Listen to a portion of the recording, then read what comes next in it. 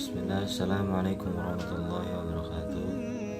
Assalatu wassalamu ala rasulillah wa ala alihi wa sahbihi wa ansara ala nahji ila yaumiddin. Amma ba'd. Pada video ini saya akan membahas bagaimana Islam tidak hanya menjadi agama tetapi juga membentuk manusia, sistem politik, spiritualitas, ilmu pengetahuan, dan peradaban dunia, termasuk di Indonesia. Yang pertama, manusia dan agama dalam Islam. Dalam Islam, manusia diciptakan sebagai khalifah di bumi. Artinya manusia bertugas menjaga, mengatur, dan memakmurkan dunia. Agama Islam tidak hanya mengatur ibadah seperti sholat, puasa, tapi juga mengatur akhlak, keadilan, dan hubungan sosial. Islam mengajarkan bahwa semua manusia setara di hadapan Allah, yang membedakan hanyalah iman dan takwa. Yang kedua, aspek politik dalam Islam. Islam juga mengatur kehidupan bermasyarakat dan bernegara.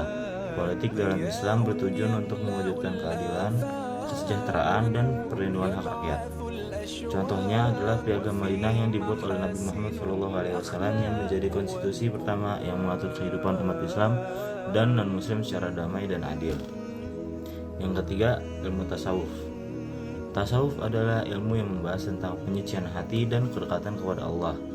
Tasawuf mengajarkan keikhlasan, kesabaran, dan menghindari sifat sombong dan cinta dunia yang berlebihan.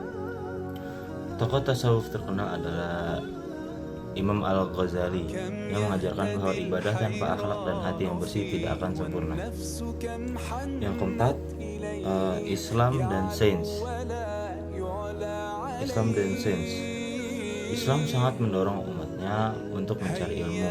Dalam Al-Quran, banyak ayat yang memerintahkan manusia untuk berpikir dalam dan meneliti alam.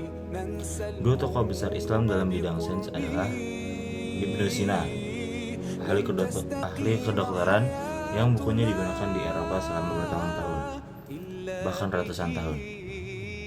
Dan juga ada Al-Khwarizmi, Bapak Al-Jabar yang berjasa dalam memperkembangkan matematika modern.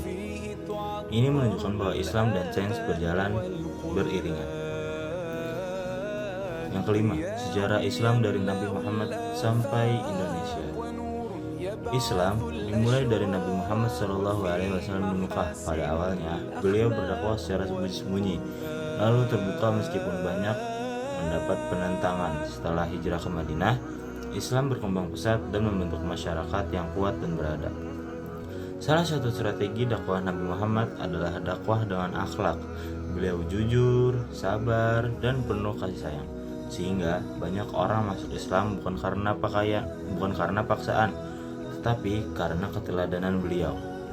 Setelah Nabi wafat, Islam menyebar ke berbagai wilayah hingga sampai ke Nusantara melalui pedagang ulama dan wali seperti Wali Songo.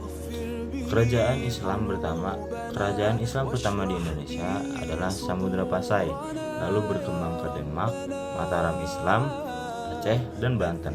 Islam berkembang di Indonesia dengan cara damai melalui perdagangan, budaya, dan pendidikannya. Dari pembahasan ini kita dapat melihat bahwa Islam bukan hanya agama yang taat beribadah, tetapi juga mengatur kehidupan, membentuk peradaban, ilmu pengetahuan, dan akhlak manusia. Semoga video ini bermanfaat dan menambah pemahaman kita tentang Islam. Segitu saja dari saya.